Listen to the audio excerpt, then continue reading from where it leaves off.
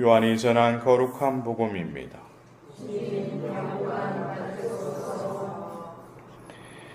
그때 갈릴레아 가나에서 혼인잔치가 있었는데 예수님의 어머니도 거기에 계셨다. 예수님도 제자들과 함께 그 혼인잔치에 초대를 받으셨다. 그런데 포도주가 떨어지자 예수님의 어머니가 예수님께 포도주가 없구나 하였다.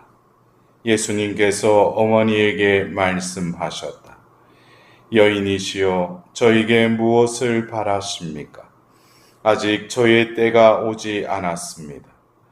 그분의 어머니는 일꾼들에게 무엇이든지 그가 시키는 대로 하여라 하고 말하였다. 거기에는 유다인들의 정결례에 쓰는 돌로 된 물독 6개가 놓여 있었는데 모두 2세 동이들이었다. 예수님께서 일꾼들에게 물독에 물을 채워라 하고 말씀하셨다. 그들이 물독마다 가득 채우자 예수님께서 그들에게 다시 이제는 그것을 퍼서 과방장에게 날라다 주어라 하셨다. 그들은 곧 그것을 날라갔다. 과방장은 포도주가 된 물을 맛보고 그것이 어디에서 났는지 알지 못하였지만 물을 퍼간 일꾼들은 알고 있었다. 그래서 과방장이 신랑을 불러 그에게 말하였다. 누구든지 먼저 좋은 포도주를 내놓고 손님들이 취하면 그보다 못한 것을 내놓는데 지금까지 좋은 포도주를 남겨두셨군요. 이렇게 예수님께서는 처음으로 갈릴레아 카나에서 표징을 일으키시어 당신의 영광을 드러내셨다. 그리하여 제자들은 예수님을 믿게 되었다. 주님의 말씀입니다. 그리스도님 찬양합니다.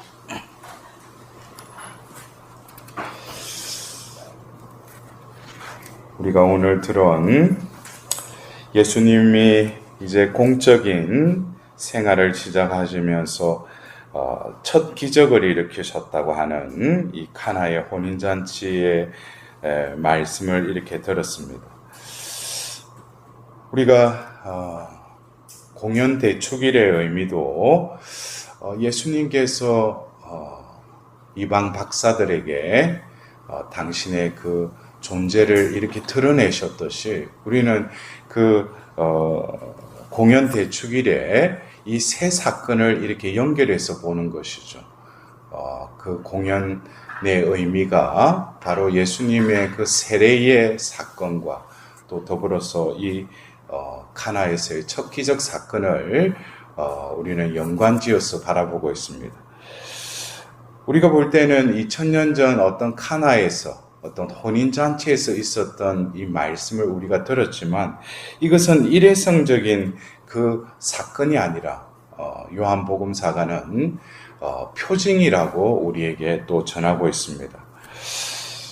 우리가 이 말씀들을 오늘은 한번 그 어떤 충만함의 결핍인 어떤 그 상황, 우리가 하느님 나라를 이사야서도 그렇고 여러 어떤 예언자들이 예언서에도 그 하느님 나라의 그 천상잔치를 또 예언자들이 예언을 하고 있죠. 이사야서를 통해서도 그 하늘에서 시온 산에서 벌어지는 그 잔치에는 먹을 것이 많고 술이 흡족하게 이렇게 있는 어떤 그런 천상의 어떤 그런 잔치를 말하고 있습니다. 우리가 오늘 들었던 이 말씀 가운데 포도주가 떨어졌다. 이 잔치집에서 포도주가 떨어졌다라고 하는 것은 어떤 그런 충만함의 또 다른 어떤 결핍이죠. 당연히 있어야 돼. 흥을 돋굴 그 잔치에 없어서는 안 돼. 그 포도주. 포도주가 떨어졌다라는 것은 그냥 뭐 어떻게 마시다 보니까 떨어졌다라고 해석하기보다는 어떤 요한복음사가의 이 첫 기적 사건에 있어서 이 포도주가 떨어졌다라는 것은 어떤 충만한 가운데 어떤 결핍의 상황이 이렇게 생겼다. 근데 그 결핍의 상황 속에서 그 예수님이 그 잔치에 참석하고 계셨다. 우리는 예수님은 바로 신이시죠. 그리고 인간이셔요. 하나님은 그 말 그대로 충만 그 자체이시죠. 완전하신 분이시죠. 영원하신 분이시죠. 그러나 그 어떤 상황 속에서 그냥 잔치상에 포도주가 떨어졌다. 이것은 어떤 충만한 분이 그 가운데 계시면서 이 세상에 그 죄악으로 인해서 그 타락된 이 세상의 어떤 상징적인, 그래서 예수님께서는 이 세상에 오셨고 또 그 죄의 한가운데로 예수님은 나아가십니다. 근데 그 가운데 또 예수님의 어머니이신 마리아께서 계셨습니다. 여기서 우리는 성모님을 우리가 지칭할 때, 성모님의 마음을 지칭할 때 티 없으신 성모 성심이라고 우리는 말들 하고 있지 않습니까? 티 없으시다라고 하는 이 의미를 여러분들은 어떻게 이해하고 계셔요? 성모 성심이 티가 없다. 이것은 그냥 깨끗하다라는 의미로 여러분들은 이해하십니까? 그래서 우리가 믿을 교리에는 대표적인 성모님에 대한 교리가 뭐예요? 원죄 없이 잉태되셨다. 또 평생 동정이셨다.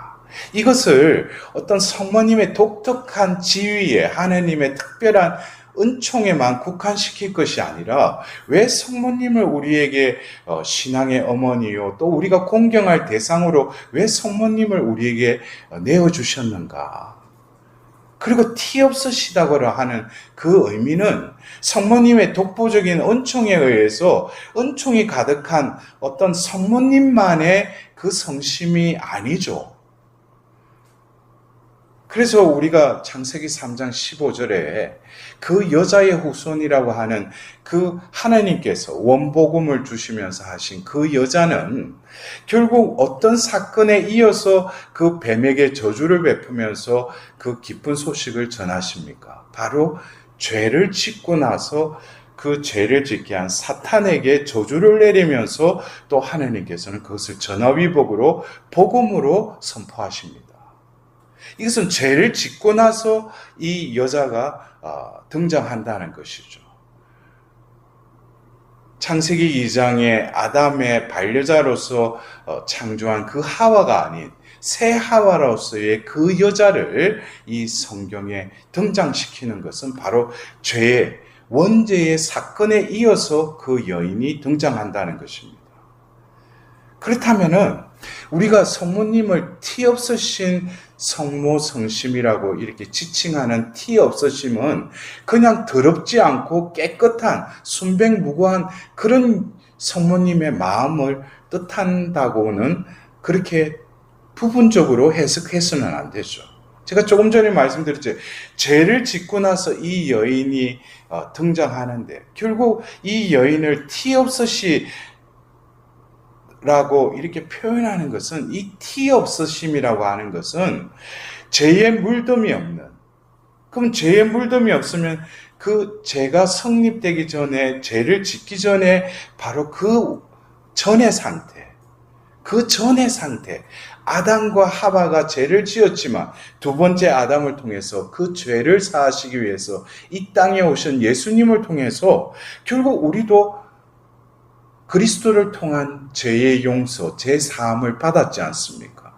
그리고 왜 우리가 성모님을 공경하는가? 왜 티 없으신 성모 성심께 왜 우리 자신을 봉헌드리는가? 좀 더 근원적으로, 존재론적으로 본다면은 이 성모님은 죄에 물든 적이 없는 하나님의 원래 창조한 하나님의 모상인 그 영혼의 상태가 바로 마리아의 성심이라는 거예요. 그래서 우리가 그냥 기복적으로 습관적으로 티 없으신 성모 성신께 봉헌하는 이것은 좀 더 근원적으로 들어가자면은 성모님께 왜 우리가 봉헌 드려요? 하나님께서 왜 성모님을 통해서 왜 구원하시려고 그래요? 하나님의 구원의 목적은 어떤 너희들이 이 지상에 포도주가 떨어졌으니까 그냥 성모님께 전구해서 그냥 또 물이 포도주로 바뀌는 그 기적을 일으키기 위해서 성모님께 나아가서 봉헌 드리는 것이 아니라 성모님의 성심에 우리 자신을 봉헌하는 것은 결국 성모님의 특별한 은총, 바로 원죄 이전의 그 존재, 그 존재로서의 하나님의 구원 계획은 바로 인류를 원래 재짓기 전에 그 존재로 하나님께서 회복하시기 위해서 바로 성모님을 티 없으신 성모 성심으로 공경하라고 하신 거예요. 그래서 이런 어떤 성모님의 어떤 표양을 보면은 성모님 그래요. 여러분들도 이 오늘 복음에서 보면은 좀 우리가 이 2장 4절에 예수님께서 여인이시여 저에게 무엇을 바라십니까? 아직 저희 때가 오지 않았습니다. 이런 말을 들었을 때 여러분도 안 그렇겠어요? 유감에 빠지지 않겠어요?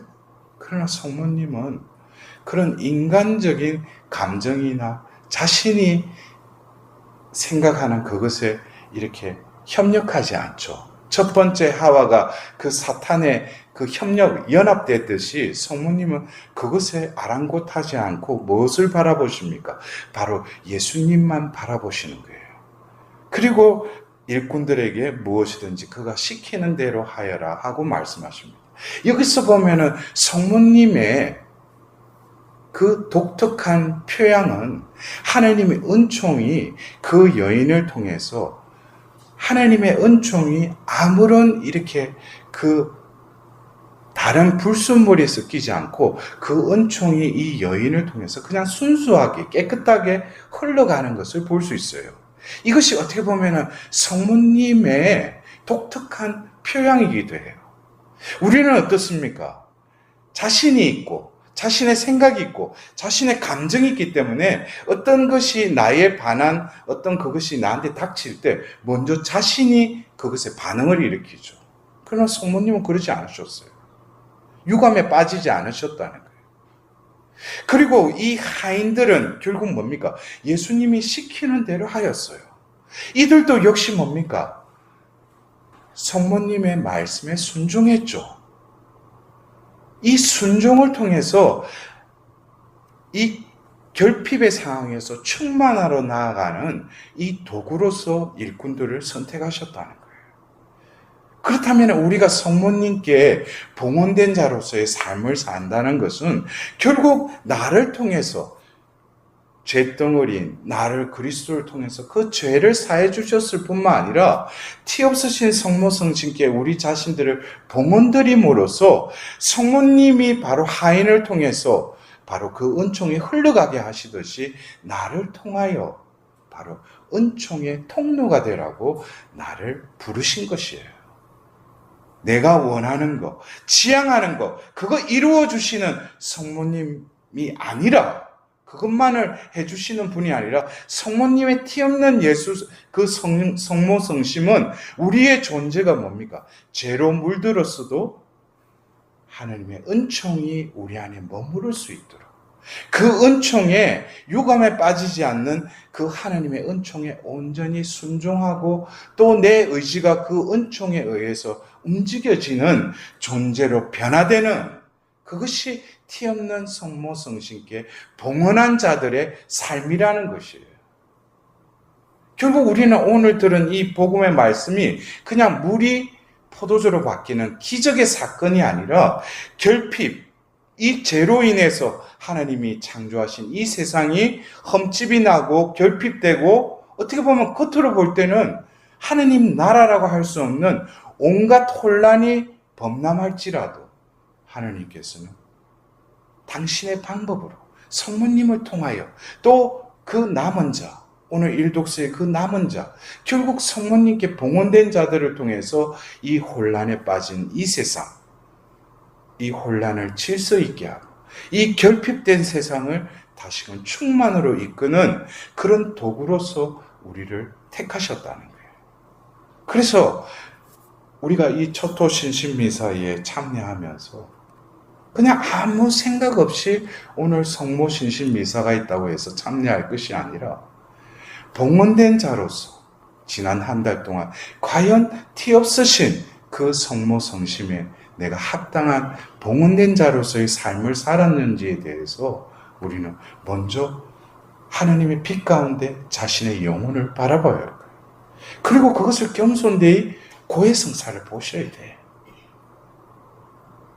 그러지 않고 아무렇지도 않게 그냥 와서 그냥 또 조금 있으면 쪽지 봉헌하고 그런 어떤 형식적인 반복적인 그 초토실신미사가 아니라 존재론적으로 내가 티 없는 그 티 없으신 성모성심에 봉헌된 그 하나님께 선택받은 또 다른 일꾼으로서 나는 과연 지난 한 달 동안 성모님이 시키신 그 말씀, 예수님께서 시키는 대로 하여라 라는 그 말씀대로 지난 한 달을 나는 살았는가.